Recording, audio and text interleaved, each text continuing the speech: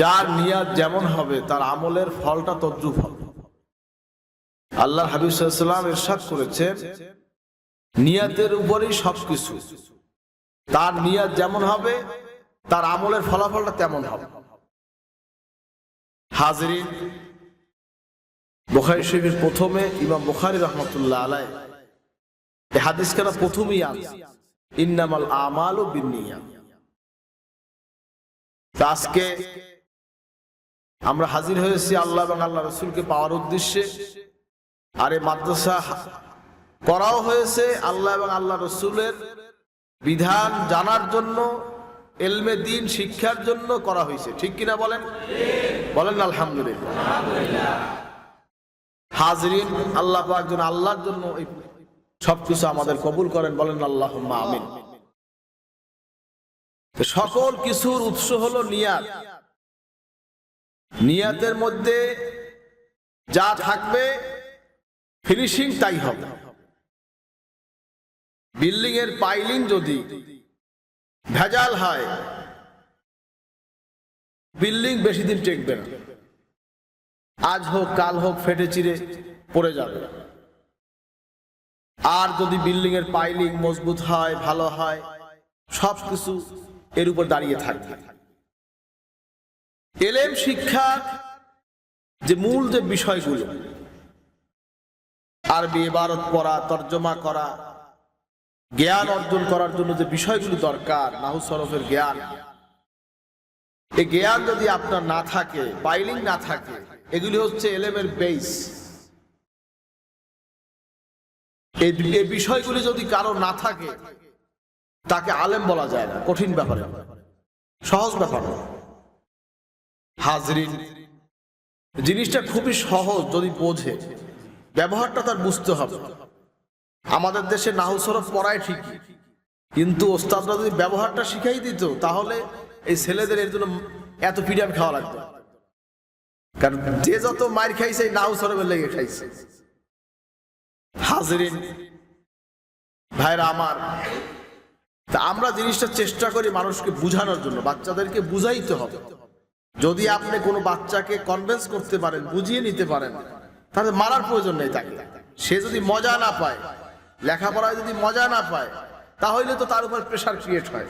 আর সে যদি দেখে যে সে আপনার ইবারত পড়তে পারতেছে, সে অর্থ বুঝতেছে, সে আপনার তাফসীর করতে পারে, সে আপনার হাদিসের সব মর্ম সে বুঝতেছে, হাসিয়া বুঝতেছে, তাহলে তার কি এখন কষ্ট আছে?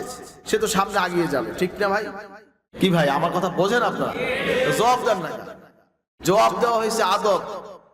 ক্বালা নবী সাল্লাল্লাহু আলাইহি ওয়াসাল্লাম, আদাবানি রব্বি ফাহসানা তা'দীবি ওয়া আল্লামানি রব্বি ফাহসানা তা'লিমি। বলেন না সুবহানাল্লাহ। আমার নবী সাল্লাল্লাহু আলাইহি ওয়াসাল্লাম ইরশাদ করেছেন, বলেন সাল্লাল্লাহু আলাইহি ওয়াসাল্লাম, হুজুর ইরশাদ করছেন যে আল্লাহ পাক আমাকে আদব শিক্ষা দিয়েছেন, উত্তম আদব সর্বপ্রথম। কাকে? আল্লাহ নবী সাল্লাল্লাহু আলাইহি ওয়াসাল্লামকে। কাকে? তারপরে আল্লাহ পাক হুজুরকে ইলম শিক্ষা দিয়েছেন, উত্তম ইলম। বলেন না সুবহানাল্লাহ।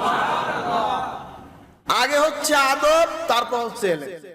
সব ক্ষেত্রে আগে আদব। আগে কি? ও ভাই, আগে কি? আদব, তারপর কি? ইলম। হাজরিন, আমলের ক্ষেত্র তদ্রুপ। নামাজের আদব আছে। এমন ভাবে তুমি আল্লাহর সামনে দাঁড়াবে, ভক্তি, হৃদয়, ভালোবাসা, নিজের হৃদয়ের গভীর থেকে আল্লাহর প্রতি শ্রদ্ধা, ভালোবাসা নিয়ে আপনাকে দাঁড়াতে হবে। এই আদব যদি আপনার মধ্যে না থাকে, এখানে যদি কোনো ত্রুটি হয়ে যায়, সব ত্রুটি। নামাজ যার ঠিক, তার সব ঠিক। কি ভাই, ভুল বললাম নাকি? নামাজ ঠিক করতে তেলাওয়াত লাগবে না? এই মিয়া সাহেব, লাগবে কি না? নামাজ ঠিক করতে মশলা লাগবে না? তাহারাত লাগবে না? পবিত্রতা লাগবে না? লাগবে। পবিত্রতা অর্জন করতে কি লাগবে? কি মিয়া সাহেব, ফিকহের জ্ঞান যদি না থাকে, আপনি ওযুর মশলা, গোসলের মশলা, ফতোয়া, এই বিষয়গুলি যদি আপনার জমিন পাক, জায়নামাজ পাক, শরীর পাক, এই বিষয়গুলি ফিকহের মাসালার মাধ্যমে যদি আপনি জানতে না পারেন, আপনি কি করে ইলম শিখবেন? কি করে আপনি ইবাদত করবেন? আল্লাহর ইবাদত করার জন্য ইলম লাগবে, লাগবে কি লাগবে না? সঠিকভাবে পালন করতে।